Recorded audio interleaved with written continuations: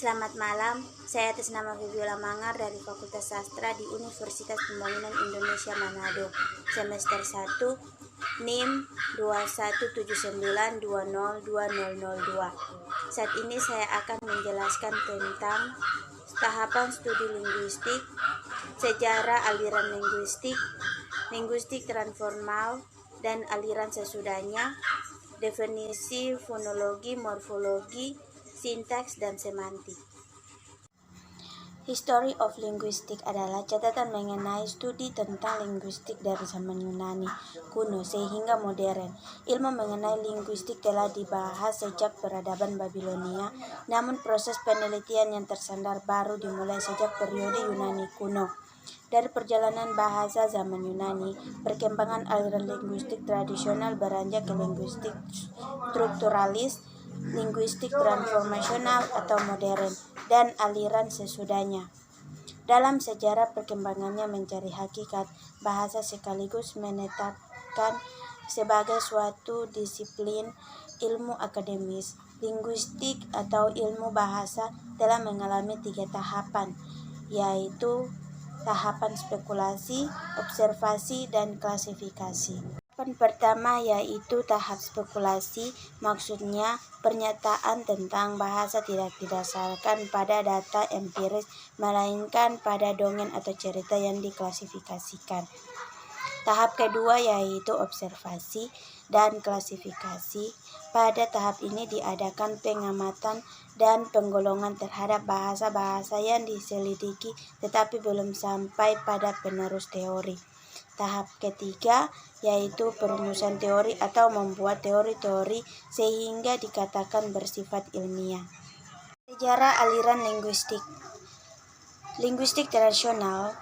Sejarah linguistik tradisional dimulai dari linguistik tradisional, tata bahasa tradisional, menganalisasi bahasa berdasarkan filsafat dan semantik.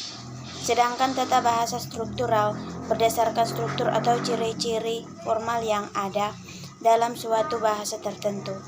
Misalnya dalam merumuskan kata kerja, tata bahasa tradisional mengatakan kata kerja adalah kata yang menyatakan tindakan atau kejadian. Sedangkan tata bahasa struktural menyatakan kata kerja adalah kata yang dapat berdistribusi dengan frase. Dengan dalam perkembangannya di dalam aliran linguistik tradisional, dikenal linguistik zaman Yunani. Sejarah studi bahasa dan zaman Yunani ini sangat panjang, yaitu dari lebih kurang abad ke-5 SM sampai lebih kurang abad ke-2 M. Masalah pokok pembahasan yang menjadi pertentangan pada linguistik pada waktu itu adalah pertentangan antara bahasa bersifat alami, fisik, dan bersifat konvensi. Bersifat alami atau fisik maksudnya bahasa itu mempunyai hubungan asal-usul sumber dan prinsip-prinsip abadi dan tidak dapat diganti di luar manusia itu sendiri. Kaum pluralis adalah kelompok yang menganut paham itu, berpendapat bahwa setiap kata mempunyai hubungan dengan benda yang ditunjukkan, atau dengan kata lain, setiap kata mempunyai makna secara alami, secara fisik.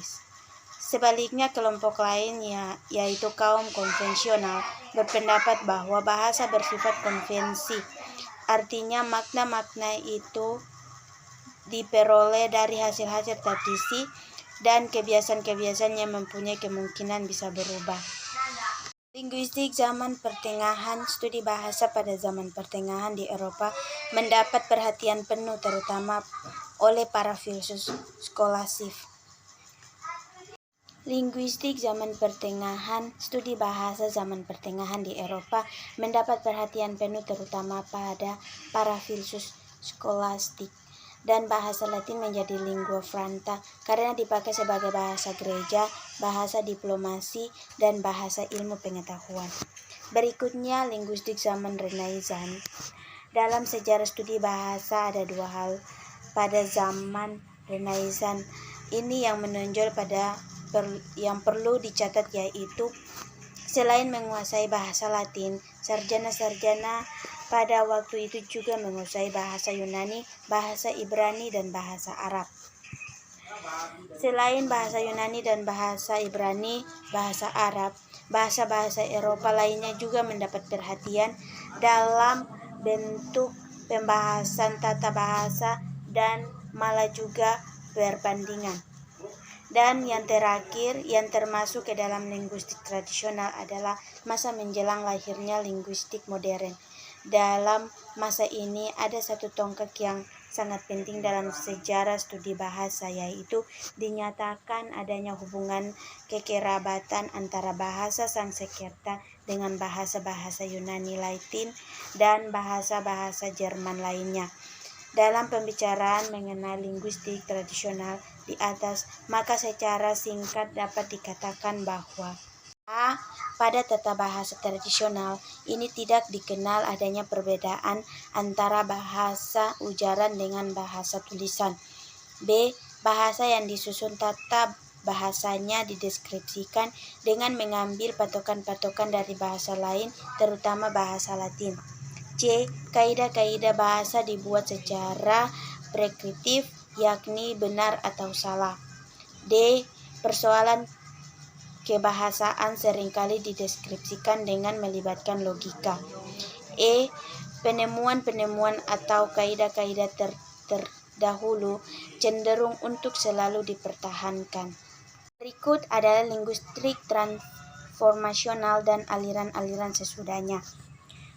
Dunia ilmu termasuk linguistik bukan merupakan kegiatan yang statis, melainkan merupakan kegiatan yang dinamis, berkembang terus-menerus sesuai dengan filsafat ilmu itu sendiri yang selalu mencari kebenaran yang hakiki.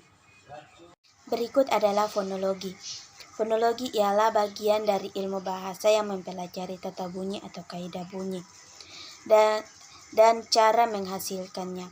Mengapa bunyi dipelajari? Karena wujud bahasa yang paling primer adalah bunyi. Bunyi adalah getaran udara yang masuk ke telinga sehingga menimbulkan suara. Bunyi bahasa adalah bunyi yang dibentuk oleh 3 faktor, yaitu pernafasan sebagai sumber tenaga, alat ucap yang menimbulkan getaran, dan rongga mengubah getaran pita suara. Fonologi dibedakan menjadi fonetik dan fonemik. Di dalam fonologi terdapat istilah fonem atau alofon.